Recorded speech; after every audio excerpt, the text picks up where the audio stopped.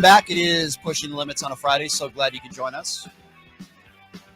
Dr. Stephen Fry is going to be joining us at the top of the hour talking about this horrendous story of this 10-year-old in Ohio who was sexually assaulted and had to go to another state to get an abortion.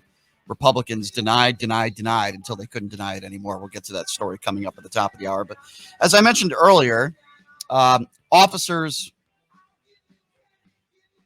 finally rushed into a classroom and killed the gunman an hour and 14 minutes after police first arrived on the scene. I'm talking about Uvalde, in this horrendous shooting that took place. And now video has surfaced, which pretty much coincides exactly what the original reports were. And to kind of break this down and to talk about it, I wanted to have the former assistant DA of Uvalde share her thoughts on this. Sara Spector joining us right now on the line. Sara, I do appreciate you being here. How are you? I'm good. I'm at the Democratic convention in Texas, so I'm at a quiet. I think I'm in the quietest place I could find. I'm sorry about the bad. That's quite all right. When I hear the word Democrat in Texas, I find it always to be a little bit rare in Texas. But how are things going over there? It's good. It's crowded, and we are doing much better than Republicans. We are not fighting. Well, that's good. I'm glad to hear that. No misinformation, nobody stealing of any elections. So that's good. I'm sure you won't hear that within the Democratic convention there, Sara. All right. So I have to ask you a difficult question to start, which is this. When you first saw this video that came out this week of these officers in this classroom in Uvalde waiting and waiting and waiting some more, what was your first reaction when you saw it? Uh, Disturbed and just what I expected. I mean, I told y'all that it was a very incompetent county, and it's what I expected. But I did. I mean, There's two things I took away from it. Number one, I was surprised about how long the gunman, a guy with a huge long gun, was outside of the school. Because the Uvalde Police Department's only a mile in that small town with no congestion from the school. And there was a 911 call, like literally maybe 2 or 3 minutes after he was out there, and he was roaming around the school for quite a while, and nobody got him. And then he goes into the school, and it took 3 more minutes before a police officer was even in the school, which was shocking to me because, Yeah. like I said, Uvalde PD is right around the corner. Mhm. And then the other thing was all the agencies that were in there that weren't doing anything, including the Texas Rangers, who are going to make a supposedly unbiased report, but they're one of the malfeasors. You know, they were doing malfeasance just sitting there, as well as DPS. So, it wasn't just Uvalde PD. Sara, you're right. And I agree with you. And I think a couple things that jump out to me, and we can talk about this, is the actual video that was released. It appeared that some of these officers were so cavalier. For example, there are gunshots that are fired, not the original gunshots when they, but there were more gunshots that were being fired while children were screaming in there. And then you have some police officers that are using disinfectant with their hands. I guess they're worried about catching a cold. And there are other officers that are talking with one another. They just seem so cavalier. I don't know how you can behave like that and just sit there and stand there when you clearly heard kids screaming and pleading for help. There was a teacher that was bleeding out and dying. They knew what was going on in there, and yet they continued to do nothing. The cavalier and the behavior of some of these officers is disgusting, doesn't do it justice. Correct, correct. It it's bad. I mean, it's really bad. I don't know how that community can feel safe. I didn't feel safe down there. It's truly awful. I don't know if you know this, but I my understanding is that those gunshots after the initial gunshots from the interviews I'm understanding is that some officer screamed out, "Is anyone there? Is anyone alive?" And some poor kid who had been playing dead had said, "It's me," and she got shot. So I mean, it's just one goofy thing after another that they did, and it looks like from that video that some the border patrol may have come in. It looked like they just suited up, took and just went down there and shot the dude in less than 30 seconds. So at least the, good for those three guys that came in there, and they kind of looked shocked, honestly, that nothing had been done. Yeah. But I mean, it's nothing.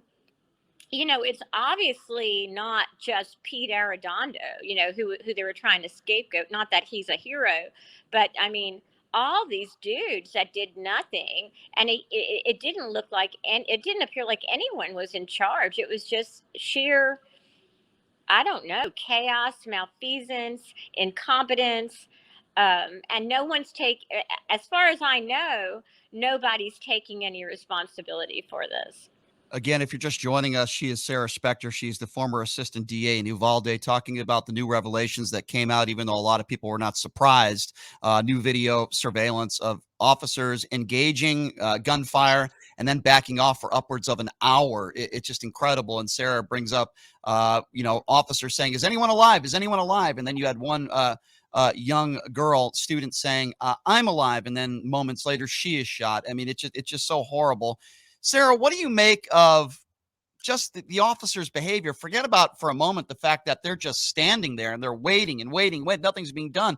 Like I said, I see one officer using disinfectant on his hands. How do you do something like that when you hear students screaming and gunshots fired? Like, I find that to be, I don't even know a word to describe that. I've never seen anything like that before. Well, I have, because I was the assistant DA in Uvalde, and it's sheer. Can you hear me? Okay, so I can hear you now. Go ahead. Yep. okay, sheer decades of incompetence and getting away with it.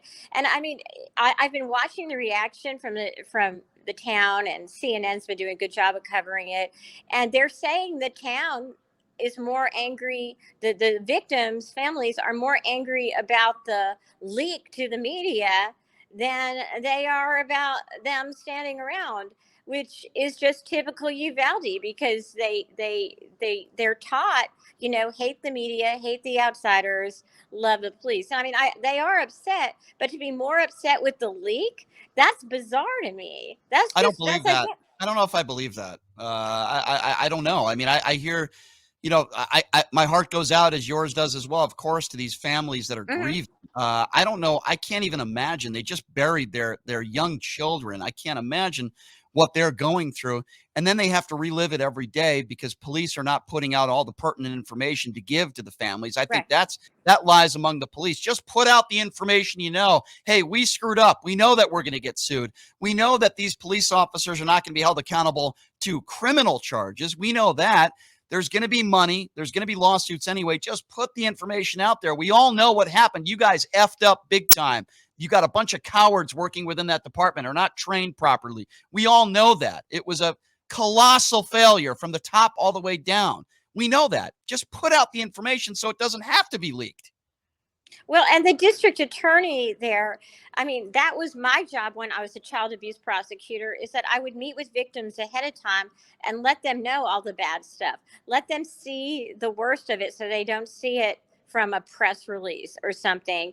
And the district attorney, being who should be a neutral person in this, was the one that said nobody's seeing anything, we're not releasing anything. And evidently she didn't convey to the even the victims' families what was going on, which is just, it's just victimization of victims. That's all it is, from the police department all the way up to the district attorney, and the governor as well. He could have released the video. He's the head, he's really the chief.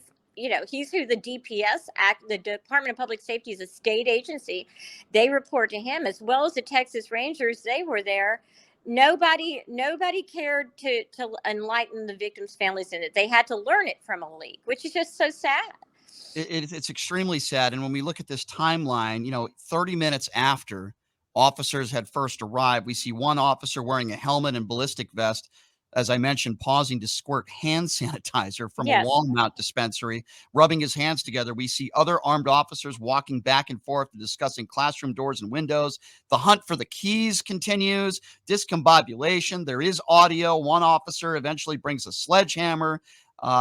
It just seems like it was a mixture of incompetence and, quite frankly, cowardness. Would you agree Yes. with that? Yeah, and that's what they are. It's incompetence, cowardice, and scapegoaters. That's what it is. The three, just that's all. It's all three. That's the three words: incompetence, cowardice, and scapegoating.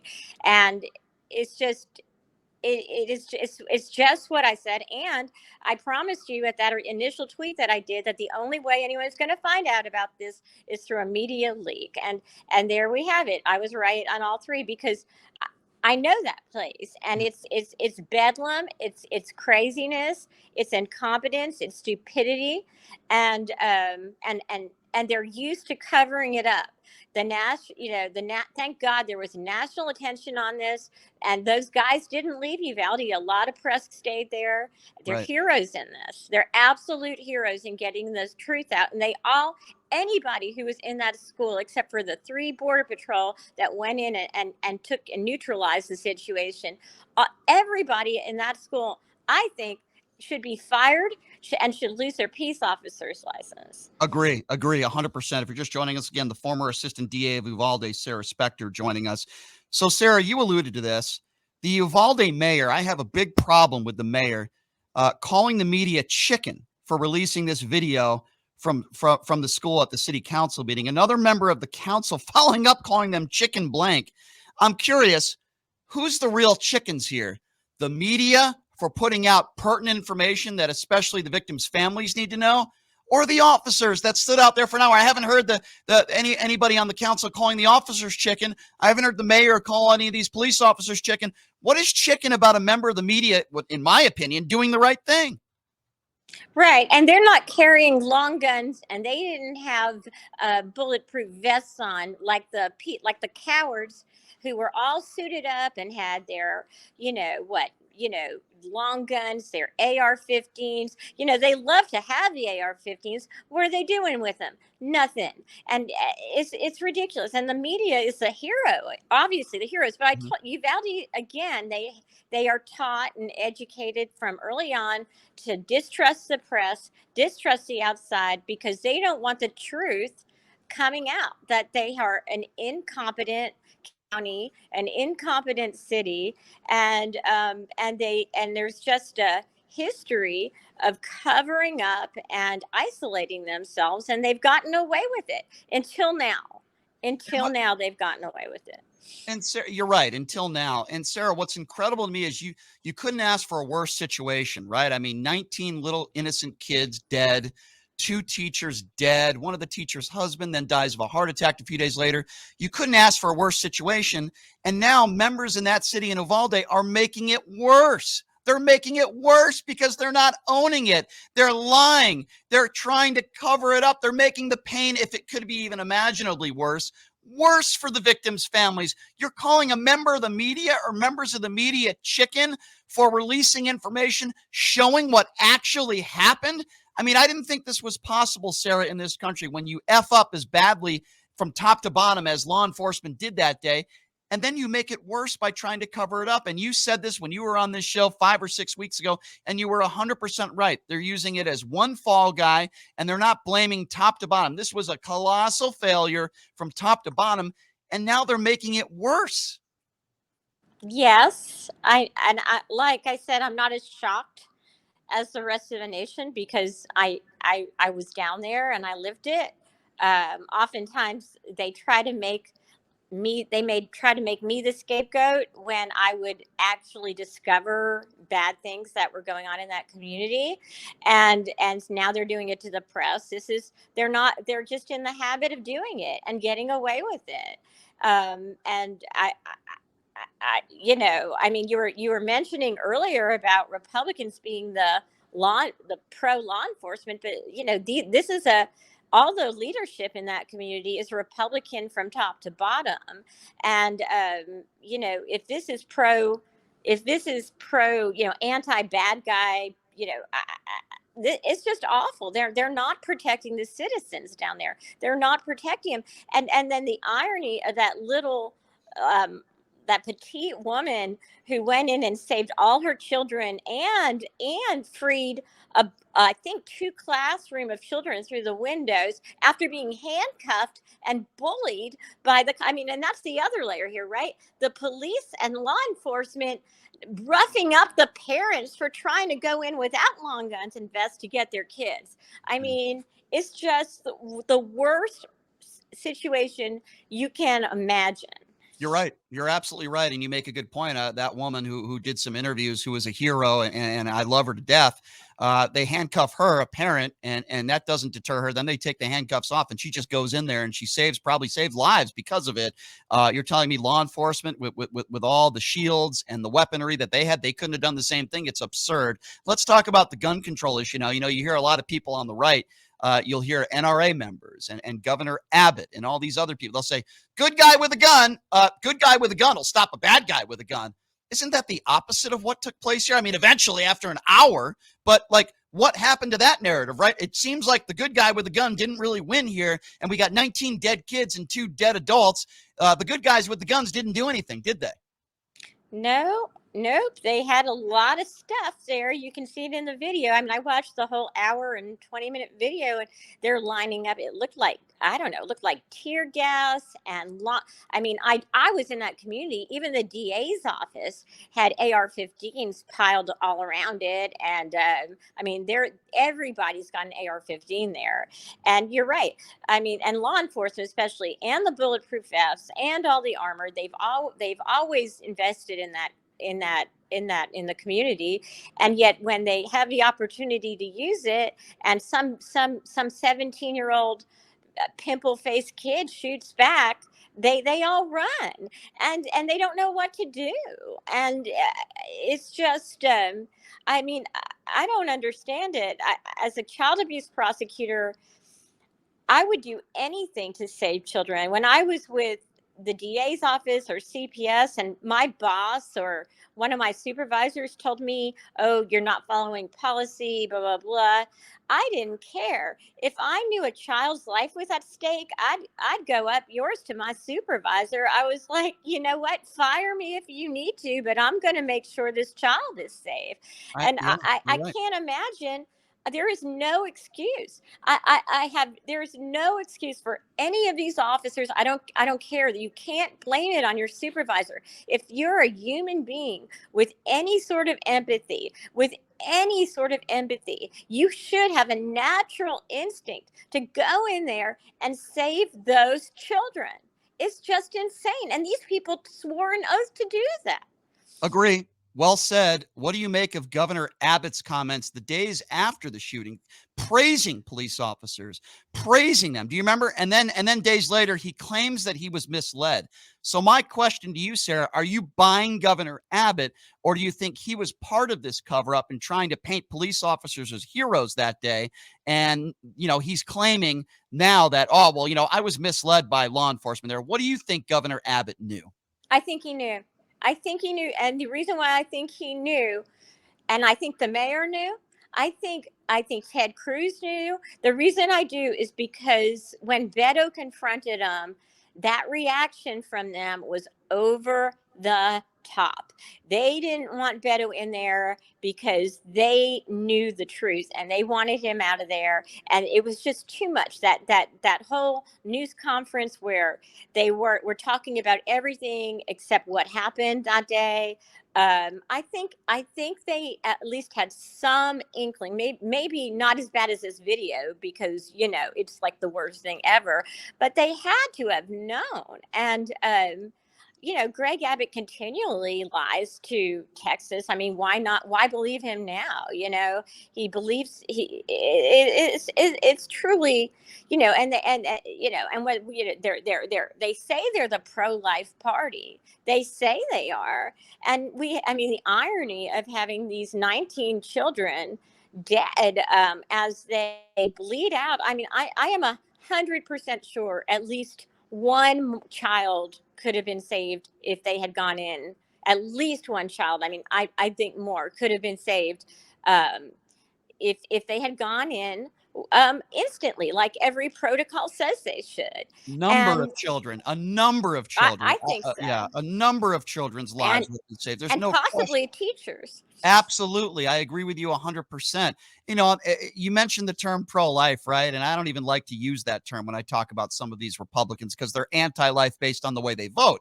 But with that being said, you've got people like Ted Cruz and many of the Republicans in that city and across the country, frankly, that say, well, the door should have been locked. Like that would have been a deterrent. A guy, this animal just killed his grandmother. Like a locked door would have stopped this kid. Let's harden our schools. There already was an armed security guard there. And then they go even a step further. Some of the nut jobs say, well, we need to arm our kindergarten teachers. Meanwhile, they attack these teachers claiming that they're teaching critical race theory, but yet they want to arm these teachers with AR-15s. Sarah, it's so wacky, some of these people. I just don't understand it. Yeah, I don't either. It's not logical. It's not. The facts are there, right? The facts are there that they're not, that these children die, and in Texas a lot. And the and they want to put more guns out there, and more guns and more guns, and then they always find some idiosyncrasy to blame it on. Oh, it's mental health. Oh, it's a locked door. Oh, it's this. Oh, it's Pete Arredondo. Oh, it's, you know, it's the gun. It's the AR-15s. I mean, if you I want I you know, and I know it's hard to watch, but you know what's harder to, it was harder for those kids to sit in that classroom and be shot, and watch their fellow students be shot. Come on, America, turn on that hour and 15-minute video and watch the long guns not be effective, and listen to, because you can hear during that hour and 15-minute video, you can hear the 3 minutes of ta ta ta ta ta rat, and for every single one, and you can hear the velocity of these shots, and how quick he eviscerated these students. And you want these guns, just, that I face them when I go to a Beto rally. I know that's strange, but I go to a Beto rally in Midland or Odessa, Texas, and our state representative from Ector County sends people with long guns to surround the venue to intimidate me from going in. Yeah. I'm not going to be intimidated, but this is ridiculous. This is Yeah. ridiculous because our police carry these guns and they can't even use them properly. They're cowards. And They're it says just it all. Doesn't it say it all, Sarah? When you had Donald Trump speaking at the NRA convention, which was a joke, by the way, less the days after the shooting. in But when you, but, Texas. but when you, exactly, but when you go and if you wanted to speak to or if you wanted to see Donald Trump, guess what they didn't allow in there? If guns are so safe, good guy with a gun, they didn't allow guns in there. But guns are so wonderful, and we want more guns. But if I'm speaking at an ARA convention, we don't want guns in there because we have to protect the safety of the former president. To me, that says it all. Sarah, this is my last question for you, and I appreciate you coming on. You're at this Democratic convention there in Texas. We got a lot of big elections coming up across the country. Does Beto O'Rourke have a realistic chance of defeating Governor Abbott? Yes, absolutely. Absolutely. I think Beto O'Rourke is one of the best candidate is the best candidate I've seen in Texas as an adult, as in my adult lifetime, and since Ann Richards, and I think that Greg Abbott is truly in trouble, and all the money in the world isn't going to help him this time. I am 100% sure that Beto O'Rourke it's going to be a very close race, but I know that he's going to win. I feel it. And I just like I was right about Uvalde, I wouldn't say this. Beto O'Rourke's going to win this. Well, Sarah, I hope you're right because I am right. I hope you are, and you have been right on this show before. So I certainly trust you on that. I do think it'll be a close race. And won't this be a message to the rest of the country? Texas has a lot of Republicans, as you know, but if Beto O'Rourke wins and Governor Abbott is out of there, maybe that might change some minds of some people with some of these ridiculous stances they have on the right when it comes to gun control and when it comes to a lot of issues, quite frankly, whether it be abortion, a lot of issues in this country. And I certainly hope you're right on that. Well, Sarah, I always appreciate it when you come on. Thank you so much. The former Assistant DA of Uvalde, Sara Spector. Sarah, I do appreciate your time. Thank you. I appreciate you. Thank you. Thank you, Sarah. Really appreciate her honesty too. I mean, this is somebody who knows the players in this city. She knows the law enforcement. She knows the politicians, particularly in that city in Uvalde. She worked there as the assistant DA. This is about lives at stake here. And everything you hear from people on the right when it comes to gun control